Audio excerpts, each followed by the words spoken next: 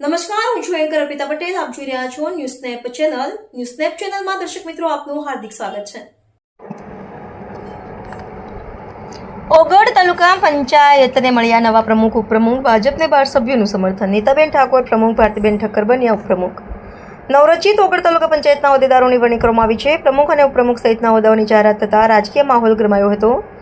બારાડથી ભાજપનો વિજય. ચૂંટણી નિરીક્ષક તરીકે બનાસકાંઠા જિલ્લા શિક્ષણાધિકારી વિનુભાઈ પટેલ અને ઓગળ તાલુકા વિકાસ અધિકારી જેડી રાવલની હાજરીમાં ચૂંટણી પ્રક્રિયા હાથ ધરવામાં આવી હતી. ભાજપ પ્રમુખના ઉમેદવારના સમર્થનમાં 12 સભ્યોએ હાથ ઊંચો કરીને સમર્થન આપ્યું હતું, જ્યારે કોંગ્રેસના ઉમેદવારને 8 સભ્યોને ટેકો મળ્યો. નવા હોદ્દેદારો પ્રમુખ નીતાબેન દશરથજી ઠાકોર, ઉપપ્રમુખ ભારતીબેન નિરંજનભાઈ ઠક્કર, કારોબારી અધ્યક્ષ સિદ્ધરાજસિંહ પૃથ્વીરાજસિંહ વાઘેલા, દંડક રિંકુબેન પ્રકાશભાઈ જોશી, પક્ષના નેતા શૈલેષભાઈ એગાભાઈ ભરવાડ ચૂંટાઈ આવતા ઓગળ તાલુકાની રચના બાદ પ્રથમ વખત તાલુકા પંચાયતના હોદ્દેદારોની નિમણૂક થતાં ભાજપના કાર્યક્રમોમાં ખુશીનો માહોલ જોવા મળ્યો હતો. ડીસાના પૂર્વ ધારાસભ્ય ગોવાભાઈ દેસાઈ, થરા સ્ટેટ માજી રાજવી એવં પાલિકા પૂર્વ પ્રમુખ પૃથ્વીરાજસિંહ વાઘેલા, જિલ્લા પંચાયત પૂર્વ પ્રમુખ સુખદેવસિંહ સોઢા, જિલ્લા પંચાયત સદસ્ય તેજાભાઈ દેસાઈ, જીકેટીએસ જિલ્લા પ્રમુખ ડીડી જાલેરા, કાંકરેજ તાલુકા ભાજપ પ્રમુખ નટવર પટેલ, નચિકેતા સંસ્કારધામના બાબુભાઈ ચૌધરી, ડોક્ટર બાબુભાઈ સલીમગઢ, દશરથભાઈ ઠક્કર, હર્ષદભાઈ ઠક્કર, નચિકેતા સંસ્કારધામ સ્ટાફ સહિત જિલ્લા અને તાલુકાના સદસ્યો સહિત આગેવાનોને શુભેચ્છકોએ નવા પ્રમુખ નીતાબેન ઠાકોર અને ઉપપ્રમુખ ભારતીબેન ઠક્કર સહિત તમામ હોદ્દેદારોને શુભેચ્છાઓ પાઠવી હતી. નવા હોદ્દેદારો ટૂંક સમયમાં ચાર્જ સંભાળી તાલુકાના વિકાસના કામોને વેગ આપશે તેવી લોકોમાં આશા છે. રિપોર્ટર અલ્પેશ ગોસ્વામી સાથે ઓમપુરી ગોસ્વામી. આજે ઓગળ તાલુકા પંચાયતના પ્રમુખ અને ઉપપ્રમુખની વરણી કરવા માટેની સાધારણ સભા રાખવામાં આવેલી હતી.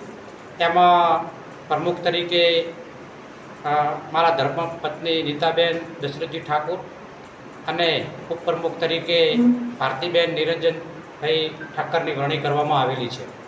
ભારતીય જનતા પાર્ટીએ આ જે વિકાસની રાજનીતિ છે એને આગળ ધપાવવા માટે કાંકરેજના 2 વિભાજન કરીને ઓગળ તાલુકાની રચના કરી છે. એટલે પ્રથમ તો આપણે ગુજરાત સરકારનો ખૂબ આભાર માનીએ કે આપણા વિકાસ માટે એક મહત્ત્વપૂર્ણ પગલું ભરેલું છે.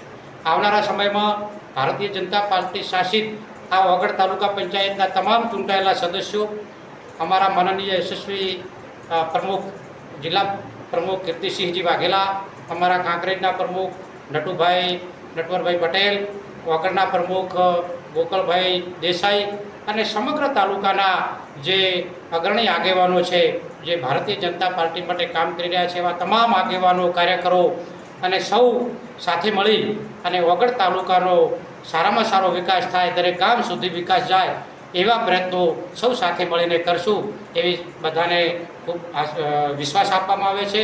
ફરીવાર ઓગળજીના નામથી જે તાલુકાની રચના કરી છે એ નવરચિત ઓગળ તાલુકાના વિકાસ માટે હું ખૂબ શુભકામનાઓ પાઠવું છું. જય હિન્દ, જય ભારત.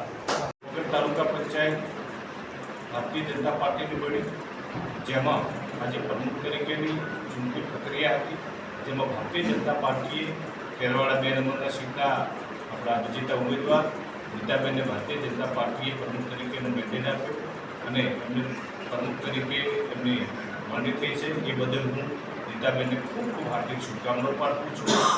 તેમજ દેશના યશસ્વી વડાપ્રધાન માનનીય નરેન્દ્રભાઈ મોદી સાહેબનું જે 2047નું વિકસિત ભારતનો જે સંકલ્પ છે એ સંકલ્પને સાકાર કરવા માટે અને જિલ્લા ભાજપના યશસ્વી અધ્યક્ષ, ગુજરાત સરકારના પૂર્વ મંત્રી, આપણા સૌના નેતા સન્માનીય કીર્તિસિંહજી વાઘેલા સાહેબના નેતૃત્વમાં કાંકરેજ તાલુકાની અંદર અને ઓગળ તાલુકામાં આગામી સમયની અંદર કાંકરેજ અને ઓગળના બંને પ્રમુખો યશસ્વી કામગીરી કરશે અને પ્રજાની અપેક્ષાઓની અંદર પરિપૂર્ણ થશે તો ભારતીય જનતા પાર્ટીના કાંકરેજ તાલુકાના અધ્યક્ષ તરીકે મને પૂર્ણ ભરોસો છે.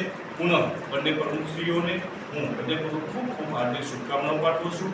સાથે ઓગળ તાલુકાના પ્રમુખશ્રી ગોકળભાઈએ પણ એમને હમણાં જ નિમણૂક થઈ, એમને પણ સખત પરિશ્રમ અને મહેનત કરી અને એમના નેતૃત્વની અંદર ઓગળ તાલુકાની અંદર પણ તાલુકા પંચાયત બની, એ માટે ગોકળભાઈને પણ ખૂબ ખૂબ અભિનંદન. જય હિન્દ, જય ભારત. આપનું નામ?